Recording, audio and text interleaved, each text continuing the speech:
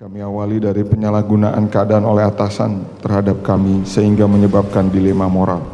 Emosi yang ditampilkan oleh Bapak FS yang tidak stabil dan rentan perubahan kepribadian serta kadang bersikap kasar dan ancaman yang terlontar menciptakan keadaan yang membuat saya tegang.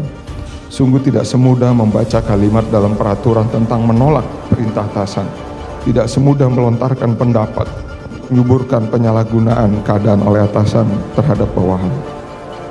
Ketika saya pertama kali menemukan ketidaksesuaian dan kejanggalan dalam video yang saya tonton, kemudian mendapatkan perintah dari saudara FS untuk menghapus file yang saya tonton, saya sudah berupaya mempertimbangkan dan memohon bantuan, dan saya malah dihadapkan kepada saudara FS yang justru kemudian meminta menghapus file tersebut. Pimpinan saya mungkin tidak bisa memberikan yang terbaik sebagai seorang pimpinan dan justru malah menarik saya dengan mengancam agar patuh. Selanjutnya bahkan menjadi marah karena saya berusaha untuk jujur, terlepas dari tarikan yang kemudian bisa menjerumuskan ke dalam jurang yang lebih dalam lagi. Saya hanya berharap setelah tidak dibela, dijerumuskan, kini masih ada keadilan untuk saya di persidangan ini.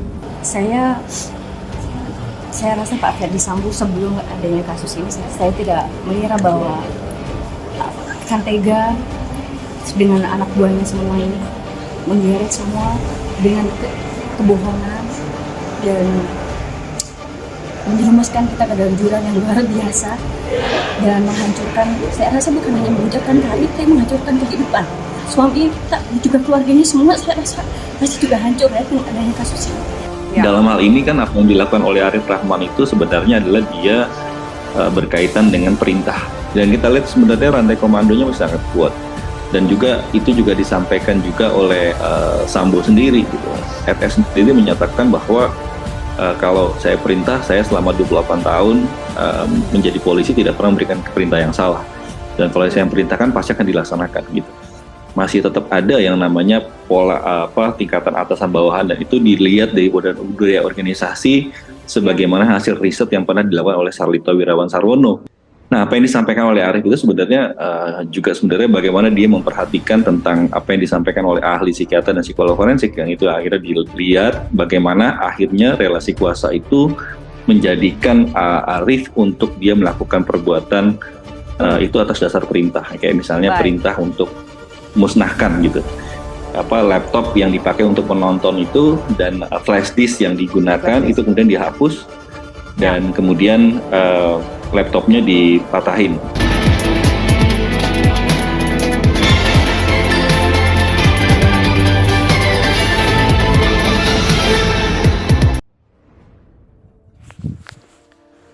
Bacakan pembelaan. Arief Rahman bongkar perangai buruk Ferdi Sambo, emosi labil hingga kasar. Terdakwa Arief Rahman Arifin membongkar perangai EKS Kadif Propam Polri Ferdi Sambo melalui nota pembelaan atau pledoi. Diketahui bahwa Arief menjadi terdakwa kasus obstruction of justice atau perintangan penyidikan meninggalnya Nofriansah Yosua Huta Barat di rumah dinas Ferdi Sambo. Arief diketahui baru saja menjalani sidang agenda pembacaan pledoi di Pengadilan Negeri Jakarta Selatan pada Jumat. Sebagai informasi, pledoi adalah tanggapan terdakwa terhadap tuntutan pidana jaksa penuntut umum atau JPU. Diketahui bahwa JPU menuntut Arief dengan pidana penjara selama 1 tahun dan denda 10 juta subsidiar 3 bulan kurungan atas kasus obstruction of justice ini. Dalam pledoinya, Arief mengungkapkan keluh kesahnya memiliki atasan seperti Ferdi Sambo yang memiliki emosi tidak stabil dan rentan mengalami perubahan karakter. Arief juga menyebut bahwa Ferdi Sambo kadang bersikap kasar dan melontarkan ancaman. Emosi yang ditampilkan oleh Bapak FS yang tidak stabil dan rentan perubahan kepribadian, serta kadang bersikap kasar dan ancaman yang terlontar, menciptakan keadaan yang membuat saya tegang, kata Arief. membaca pledoi pribadinya di sidang Pengadilan Negeri Jakarta Selatan. Keadaan demikian yang muncul dalam setiap kontemplasi saya antara logika nurani dan takut bercampur. Lanjutnya, perangai dari sang mantan jenderal polisi bintang 2 itulah yang membuat Arif sulit untuk menolak perintah Verdi Sambo yang saat kejadian masih menjadi atasannya. Sungguh tidak mudah membaca kalimat dalam peraturan tentang menolak perintah atasan, tidak semudah melontarkan pendapat.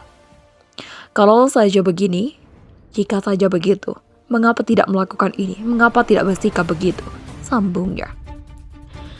Diberitakan sebelumnya dalam perkara obstruction of justice, total terdapat 7 terdakwa, antara lain Verdi Sambo,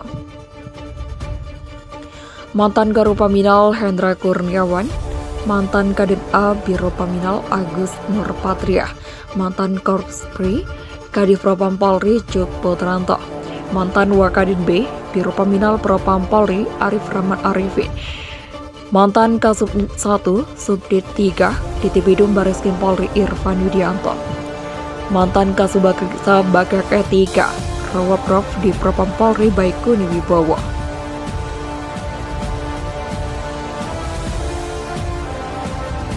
Ketujuh terdakwa itu dijerat dengan pasal 49 J, pasal 33 Undang-Undang Nomor 19 Tahun 2016.